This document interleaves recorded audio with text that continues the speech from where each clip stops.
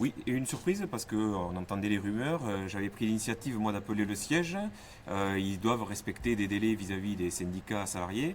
Et donc, je l'ai appris lundi, officiellement, par le directeur et le directeur des ressources humaines. Et aussitôt, j'ai reçu les syndicalistes au bureau à la mairie. Quelles conséquences vous y voyez justement de cette annonce, un peu surprise, mais surtout très importante pour votre commune?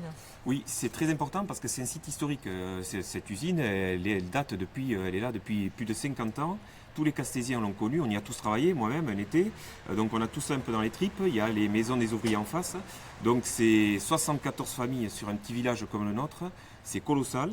Donc oui, c'est un gros dommage pour notre commune. Qu'est-ce qu'on vous a donné comme explication? Vous avez entendu leur explication? Alors, j'ai écouté leur explication. Bien sûr, on n'est pas d'accord avec leur décision. C'est une décision d'industriel qui a fait le choix de fermer Castex au profit d'Escours, qui est voisin de notre commune.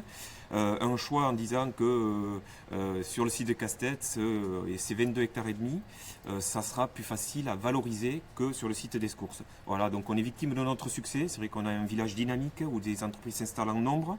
Donc ils ont fait le choix de dire, eh bien, on fait une croix plutôt sur Castex, où on pense pouvoir revitaliser plus facilement à l'avenir. 74 familles concernées, est-ce que ça veut dire qu'elles vont devoir partir, bouger? Est-ce qu'il y a des emplois dans d'autres sites du groupe qui leur sont proposés ou c'est une perte sèche d'emplois? Non, alors la chance qu'on a, c'est que ce n'est pas une liquidation, c'est-à-dire que l'entreprise Gascogne continue à exister, ils sont sur le département, ce sont nos voisins, donc il y aura des postes proposés, mais forcément, il va y avoir de la mobilité. Tous les salariés ne sont pas mobiles, hein. On en connaît quelques-uns qui n'ont pas le permis. Voilà, on est dans des petites communes rurales, donc il va falloir vraiment que les forces publiques, la commune, le département, la région, la préfecture se mobilisent pour venir aider tout ce petit monde et éviter qu'il y ait le minimum de cas social. La problématique sur notre territoire, c'est qu'il y a eu Darbo, il y a 2 ans, une grosse usine Darbo à Lens, qui est à 10 km de Castex. 100 familles déjà à l'époque avaient perdu leur emploi. Donc on a pu éponger cette perte à l'époque. Là, ça arrive là en plus, c'est trop. Est-ce que c'est la fin de la filière bois? Visiblement, une page se tourne dans la filière bois. Voilà, c'est des usines historiques que nous avions sur nos sites.